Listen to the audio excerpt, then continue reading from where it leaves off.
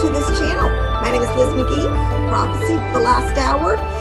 You're going to really enjoy the video that's up next, so I'm just going to put a plug and ask you to subscribe, like, comment, share these videos. This is an exciting time for the elect. Getting oil in your lamp is primary to being prepared for the days ahead. Shalom. See you in the video.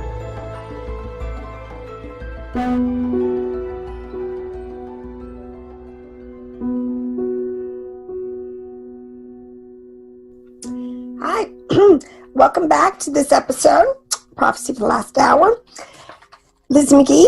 Okay, so we're going to keep going down this teaching series on keys and unlocking a large portion of what our text metals, which is key words that our text is using to impart to us amazing information, which, excuse me, to the large part has been lost, but the saints of the last days, we are recovering this. So, all right, so I have done a couple videos opening up this subject of metals. Now, who would have thought? There are over thousands of usages of the words, you know, gold and silver and brass and copper and zinc and even the gemstones, sapphire. So this is all what I consider into the kingdoms of, you know, rocks, minerals, metals, gems, okay? In Hebraic understanding, it is called doem, the silent. You know, and he said, even the rocks will cry out. Well, technically, they're usually silent, all right? This is a kingdom. But this kingdom is the world in which, that is being described a lot in the terms of the text, a lot of corresponding relationships that is going on with metals and moving over into idols. Because idols, like I explained, one of the commandments is not to make idols unfused metal. What are they talking about? All right. So I'm going to read 2 Bible verses quick to set the stage, and I have been doing a lot of verses. So today I'm going to, again, let me just say, giving a little bit more of an overview. If you can, as a prereq, listen to my last video that I believe I just released before this, kind of in between this metal series, on the metaphysical laws, the supranatural laws. One thing we have to understand, just like there are natural laws that we understand today and that work in the universe, Satan's inner life, there are quote unquote metaphysical laws in the heavens that remain constant by and large, all right, unless there's a big intervention by Yahweh, which has happened, and it's in our storyline. But for today, I'm going to read quick out of a text of the Tales of the Patriarchs, which is a Dead Sea Scrolls fragment that was found. So again, to listen to this, truly, now that you're getting it for years, I'm like, I would read these verses, like, what are these people talking about? And now I get it. Praise Elohim. It's in a fragment 1Q20, column 12. They were cutting gold, silver, stones, and clay, and taking some for themselves. I saw the gold and silver, locution, I mean, there's a little part of the text missing, iron, and they cut down all the trees and took some. I saw the sun, moon, and stars cutting and taking some for themselves. I turned to see the olive tree, and behold, it was rising up, and for many hours, locution, it appeared in them. And I watched the olive trees, and there's more verses. And I saw the 4 winds of heaven were strongly blowing and were breaking off it and smashing the branches of the olive tree. So, like, yeah, what are these people talking about? All right, but 2 things. I saw the sun, moon, and stars cutting and taking some for themselves. I mean, that's pretty bizarre to think. What are we talking about? Our sun and our moon? No, this is all parabolical language. This is the classification and the laws of correspondence where these words are being used because they parallel something that's going on in spiritual dimensions. And if you know the language, if you have the keys, you can just kind of plug in. So then I want to read to you from this I had read in an earlier one of these videos, but this is again to go back to the Apocalypse of Abraham. Again, another highly apocryphal text. These are texts that use these keys to impart and to actually retain through the generations information for those who have the keys. Now, it says the powers in the stars carry out the command laid upon them. The elements of the earth obey them.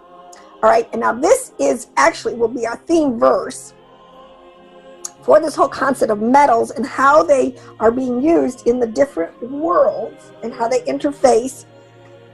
So, but you have to understand here, there's powers in the stars. I've said this before. Stars are kind of code words for angelic beings. And an angelic being, just like a human being, has a body, a vessel, and an animating power inside it, or that animates it, that or gives it the ability. See, everything in the whole cosmos works through vessel and animating power and power. All right. And this is sort of known as called the horse and the rider. I've been through some of this stuff. So this is sort of an understanding that you got to really have. Now, again, what we're talking about here in a more scientific way, because again, these metals are like the elements. Remember, it says that the elements of the earth obey them. Obey who? These angelic powers that are giving command. Metals are elements that are attaching and are good conductors of electricity. So in other words, whenever you have a flow of electricity, you actually have a flow of, especially today we're learning this, you can flow huge bits of information. You can flow through these conductors and these elements, and they're good conductors of electricity. But let me go back now and say this to open up this. I've been talking a lot about the 5 worlds, the 5 levels of the soul. Now I'm going to talk about the 5 kingdoms.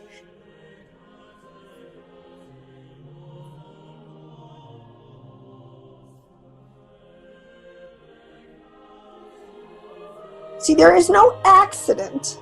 Like I said, that there is a huge mathematical equation always going on in our text with between numbers and letters and the language of numbers. They're also telling you something. But that's why 3, 5, 7, 10, 12, these are huge numbers. And so much stuff is classified in groups of 7, groups of 5, so this is why I'm doing groups of 5 kingdoms. It's not an accident, all right? This is, actually our ancients were very brilliant, and they had very systematic ways of imparting information categorically. And what they were doing is, like we would say today, if you're looking at a crystal and you just turn it and cut, you get a different angle. You're getting a different angle of the information that is spreading out through that whole thing. All right. So 5 kingdoms. We have metals used in the Bible is kind of coming from this world of rocks, minerals, metals, gems. This is correlating with the physical world of what is, they call it silent, like I said in Hebrew, doem, which is we think they're just stupid, just rocks. No, there's some huge energy and huge correspondence going on, as above, so below, with this whole kingdom. All right. Then you have the vegetable. I mean, when you were in grammar school, you learned, the 3 kingdoms. That's what they told you: rocks, the vegetable, plants, and animals. Right? You ever play that game, animal, mineral, or vegetable? Well, but what they don't tell you, what they've now taken out of secular education, which used to always be part of an educational base for an ancient, would be the Adamic, the human race. We are in another kingdom. We are a kingdom above. Remember, Adam was the pinnacle of the creation, and above that is the spiritual kingdom. Okay, this is where Elohim, where God, this is, all right. So this is a classic, it's tried, true, and tested through all the ages. Scientifically, we still do use it, basically. They want to really, truly leave out, they definitely leave out the spiritual. Adam, the human, there's always been this tug of war between, the animal kingdom and the human. Like, are we evolved from animals? Are we a whole different, but I'm not going to preach to the choir on that one. We know that answer. All right, so, but this rock, mineral, metals, and gems, this is the world. I want you to say now, this is the chemical language, all right? This is huge. This is no little kingdom per se, all right? DNA, information bits, think now computer world, little bits of information, all travel in accordance to these chemical groupings, this chemical language. And this is what our Hebrew sage will tell us, which I believe that Hebrew is the language of creation. Don't think though, 22 letters with their little cantillation points and their vowel insertions and all this whole chemical language is the building blocks of all creation. All right, these are the bits, these are the elements that have been riding on the wavelengths, the emanations of Elohim to get this whole cosmos created, formed, and made. All right, so what I always say is don't ever underestimate the brilliancy and the understanding of our Torah sages. All right, the ones who get it, the really deep understanding ones, and really were the Kabbalists who understood this information that really Adam took out from the garden. He didn't check his brains at the door. So anyways, enough of that. But what we're doing here is we're talking truly a chemical language, all right? All right, that parallels with the Hebrew letters and this whole thing. Now, when we get into metals, what we have to understand, another kind of thing that we lost is this understanding truly of these. You know, Ophir did not discover some big secret, all right? This is part of the whole game that the secularists or Luciferians, truly the occultists, the Luciferian occultists are putting the wool over our eyes by trying to release information on the heavens and the earth, something that the ancients understood in all new garbs, and, you know, to give them, or to give, like, he can create a kingdom, like he owns this. This is real, you know, this is all new. Oh, we're discovering how the world works. Well, no, you're really the Johnny-come-lately, and you're really not getting it even yet at the level that is in our text by our sages. Now, let me go to this, which is what's called the law of correspondences. And this is really pretty big because, well, all right, let me just say this before I go there. I wanted to put up this point. Now, if you think that, you know, our ancients, again, when I made that quote from the Dead Sea Scrolls, in context, this is referring, they were cutting silver and gold. Well, these are the fallen angels. This parallels with Enoch, all right? What Enoch was, what the Watcher angel, along with fallen humanity, were doing to kind of rearrange, genetically re-engineer on every level the cosmos of Elohim and their place and their interaction with it. And the fruit of it, as we know, was nothing good at all. The thoughts and the inclinations of their heart, their actions and deeds got completely wicked, all right? It says that we're kind of going back to that kind of energy level, which is very dark, demonic, and very low, and is going to be, okay. So, but let me just give this point.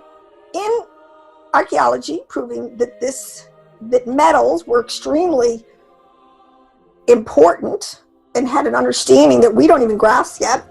All right, so in China a couple of years ago, they unearthed this huge underground moat of poisonous mercury, this huge moat of mercury that went around as a moat around this tomb of this emperor who was really, I think, the first emperor of China. And it's over 2 millennia that it had been undisturbed for over 2 millennia. And when he died, this opulent tomb construction, it was a sprawling city-sized collection of underground caverns containing everything that the emperor would need in the afterlife. Now again, we come up with this again, but I want you this moat of mercury that was found, and along with them, all right, let me get you the other one. Then they did the same thing, was found in an underground kind of temple complex full of, again, caverns and labyrinths and all sorts of, but an underground moat of mercury near Mexico City, underground the temples of Titicaca, I think it is, which is near Mexico City, extremely ancient also. So there was something connecting these, and you got to believe, to me, these are fallen, these are the kings of the earth, earthly entities that are totally connected with their quote unquote lesser, their Elohims. All right, so I can't get into, listen to my YouTube on the 70 gods of the nations. All right, so there's something going on here with metals and this understanding that our ancients had, the ancients, and but Israel, when I say the patriarchs, and when I'm usually ancients, I am talking about our holy stream of knowledge coming down through our holy patriarchs, through the holy writings. Okay, now this level, this world of correspondences, okay, which is basically that relates to, all right, let's go back to this whole concept, and it's sort of been this big mystery in Jewish literature called Ezekiel's wheels, the chariots, the wheels that he saw spinning. Like, what, you read those couple of 3-4 verses and most people are like, gloss over, whatever, because it's highly apocryphal, but it is understood amongst the Torah sages, those that are at a very high level of understanding, because what they're really understanding, what it's taught, is the forces. Okay, and so the language the Torah will use, the ox, the bull, the man, and these words. These are forces. These are movements in nature. These are intelligent. See what? You've got to see the world. Everything in creation is intelligent. Has intelligence.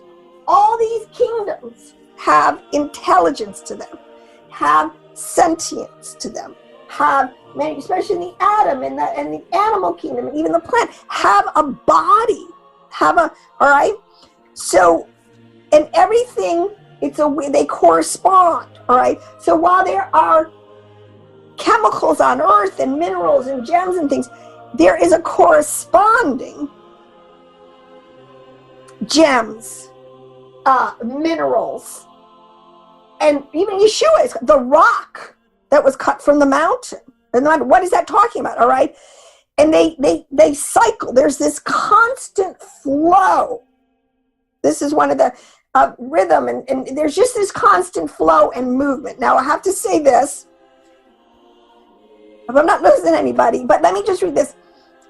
Even the highest dimensional plane, okay, it would be called absolute. There exists its own unique forms of precious metals, gems, vegetation, animal life, and of course human, but that would be souls, all right, because the body's never going up. It's the soul, all right. All these exist in both body and force, or soul and spirit, within the context of the laws that dominate that dimensional plane, all right. This is something that just needs to be understood. And this is again, we go back to Moshe, we go back to the whole concept when he dialogued with Yahweh, with Elohim, and said, okay, now get from the children of Israel, I want some gold, I want some silver, I want some dyed wools, I want some incense, all these different things that are coming from all these different kingdoms. And finally, he said, you get all this stuff, you make it as a pattern as it is in heaven, all right? And then eventually, my high priest is going to go in to a spot called the Holy of Holies, and I'm going to meet with him there, literally. All right, there's going to be just heaven and earth again. All right, this is real because this is an archetype, and this is going on. He's teaching the people all this, how this cycle works. There's so much in this, but if we could understand this is a lot of the ritual things that are going on in the temple. This is a lot of the meaning behind a lot of these things. It's not done. We've lost the keys, all right? The point is we don't understand what the relationship is. We know that there's, basically roughly what, but we don't understand it, and you can understand way, and we need to, more, okay? Now, with that, now let me just go over and say one thing over here. When you're reading your text, what you have to understand is when it talks about the heavens and the earth, it's constantly, in the beginning, Elohim made the heavens and the earth, all right? What it's talking about, he made it refers to the soul and the body. All right. Remember, Adam, unfallen Adam especially, is the pinnacle of all creation. And it took this 6 days to make this creation. And then right at the very end, it's like Adam tripped over himself, all right? And he kind of messed it all up. And now we're in the fall, but it's all going to get fixed, okay? But the point is, there's also a concept in our Torah, which is there, that the heavens are a macrocosm of what's going on in the body. In other words, the human body, not literally in the sense, but I agree that there's the systems and the way things between our mind, our electromagnetic brains, things that are going on, our organs of our body, the systems, our blood systems, our electrical systems, our the way the blood flows through the veins, all of this, our thoughts, our emotions, our reasoning, these things are all connected to the heavens, and our bodies are all playing it out on another scale. Okay, now that's why these things, Yeshua said life and death are in the power of the tongue. How can the tongue? Because it activates huge forces going on, all right?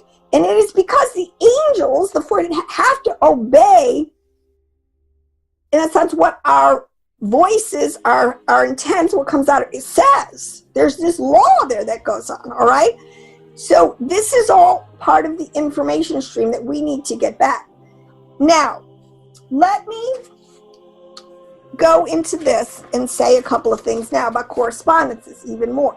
So we understand here, if you're talking about the heavens, you're talking about forces, you're talking about wavelengths, but you're talking about angels, because this is what the Bible calls them, all right? So somehow we've got to elevate our thinking to be able to hold both concepts in our mind at the same time. The reason that's important, because they're not impersonal forces.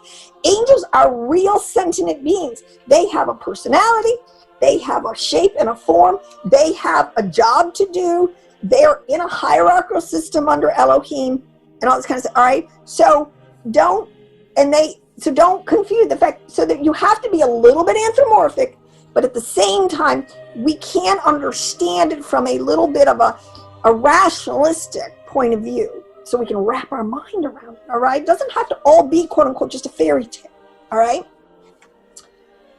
But matter, now we know in sciences that all energy,